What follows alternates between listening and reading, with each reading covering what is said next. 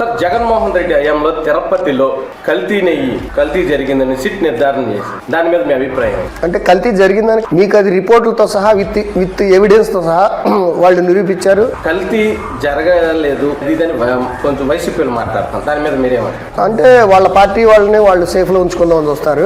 ఎప్పుడైనా సరే దొంగతనం చేశారని ఒప్పుకోడు కదా.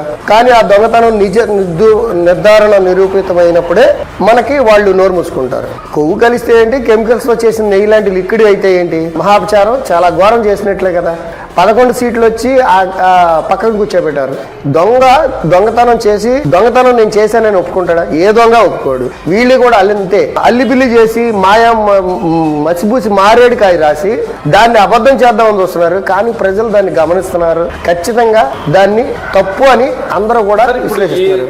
ఏదో జనాలకి ప్రెస్ మీట్లు పెట్టి హడావిడి చేసి జనాలను కన్ఫ్యూజ్ చేద్దామని చూస్తున్నారు. కానీ జనాలు మాత్రం చాలా క్లారిటీతో చక్కగా ఉన్నారు.